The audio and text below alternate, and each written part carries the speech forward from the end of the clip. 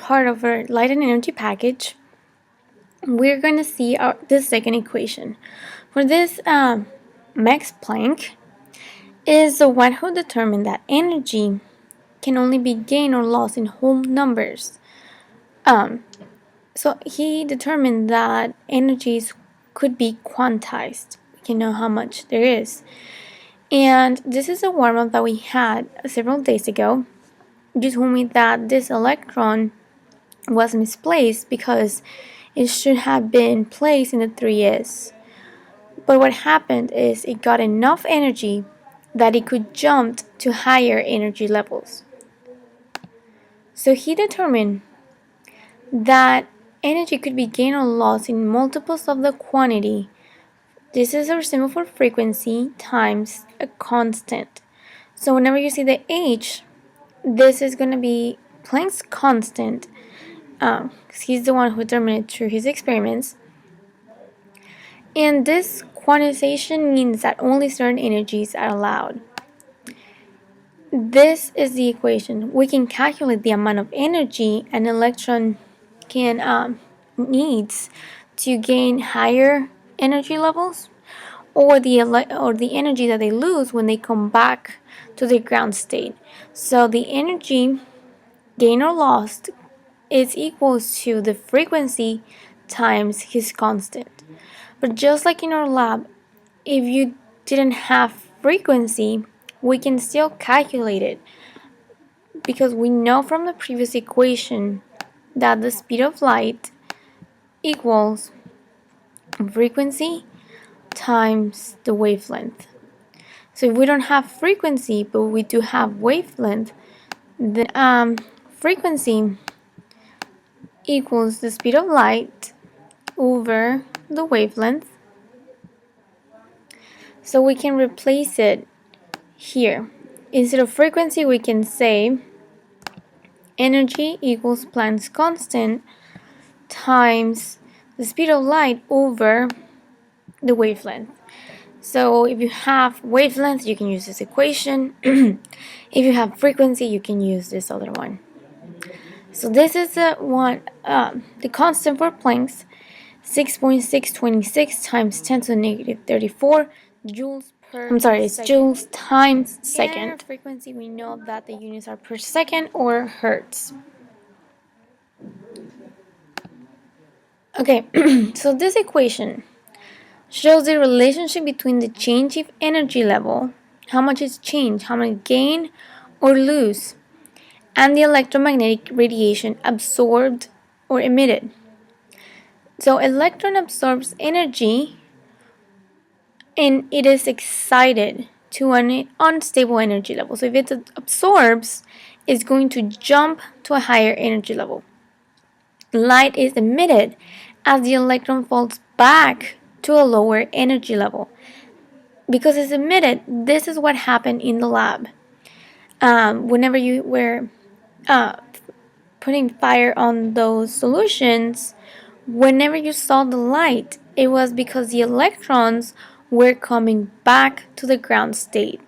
Light is emitted as electrons fall back to the lower energy level.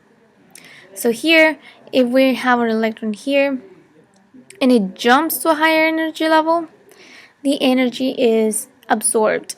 When it comes back, then the energy is emitted. So this is just another representation of it. Excited electron, it got energy. As the electron fell back, then photon of light was emitted. So we could see this light, we can trace it. So a summary of the conclusion for Planck in Einstein's, I'm going to talk to this in class. So energy is quantized. We can know how much something gain or lose, but energy has a dual nature of light. So we know that the electromagnetic radiations are waves and they travel the speed of light. So they're just waves, and we know all the points in the wave. But also, because it can be quantized, and it has a fixed number, it also behaves as particles. We call these particles photons of light. So photon is a packet of light.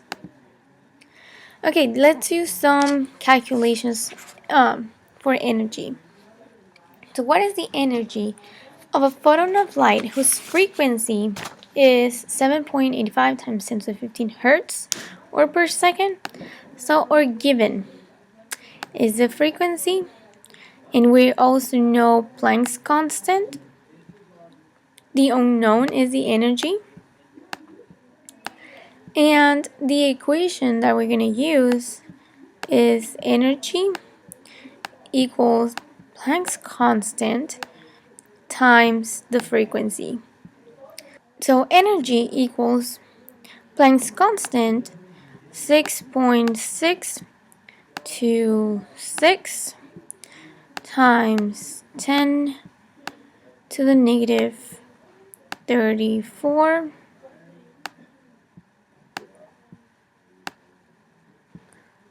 joules times seconds times the frequency, 1/second. So we just multiply this two and we should get energy equals, okay, so we have joules per second over second, so we can cancel the seconds. We're left with joules. Here we have 1, 2, 3, 4 significant figures. Here we have 1, 2, 3 significant figures. Our answer should be in the smallest number of significant figures, which is 3, 1, 2, 3. So this is our answer. If light has a wavelength of 550 nanometers, what is the energy of one photon of this light? Okay, so in this case, we can use the other equation. Energy equals Planck's constant times the speed of light over the wavelength, because wavelength is given and we don't have the frequency. So we have the same. Planck's constant times the speed of light is also a constant, 3.00 times 10 to the 8 meters per second over the wavelength. Now remember, this should be in meters. We have 550 nanometers, and to convert this to meters, 550 times 10 to the negative 9. So when we plug this in for wavelength, we should get 3.61 times 10 to the negative 19 joules.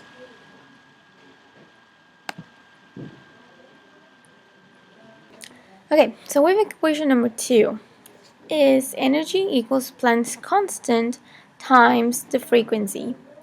And we know times constant and energy has to be in joules. So example number 1. Determine the energy in joules of a photon whose frequency is 3.55 times 10 to the 17 per second. So what's given? We know the frequency. We know Planck's constant. The unknown is the energy. And the equation that we use, energy equals Planck's constant times frequency. And we plug everything in. We know what Planck's constant is, 6.626 times 10 negative joules times second times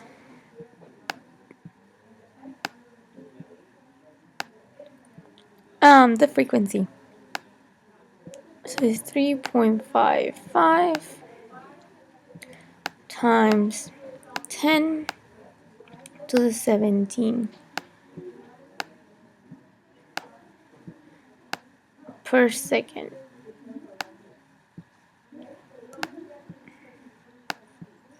Sorry, so I have to write on this. So plug this in your calculator and you should get 2.35 10 to the negative 16 joules. Here we have 1, 2, 3, 4 significant figures. We have 1, 2, 3 significant figures. There should be a 3. And here we have to have the least number of significant figures when we multiply or divide. So we should have 1, 2, 3 significant figures. And our answer is in joules. Example number 2. Determine the frequency in hertz of a photon whose energy is 3.11 times 10 to the negative 15 joules. So we know the energy this time. Our unknown is the frequency, and we have the same equation. Energy equals Planck's constant times frequency. So given Planck's constant as well. So calculations. We need to find frequency. So by rearranging the equation, we divide both sides by Planck's constant to cancel them out.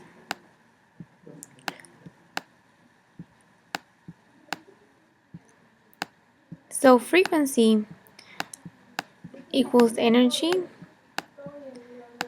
over Planck's constant.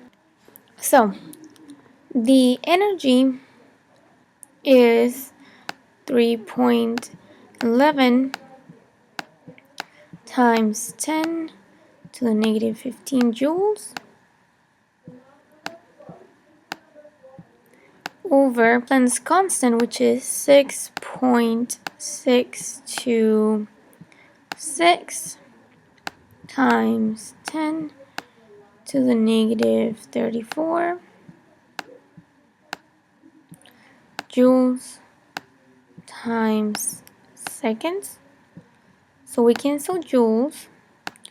Our answer should be 1 over seconds or hertz. So the answer that we get is 4.69 times 10 to the 18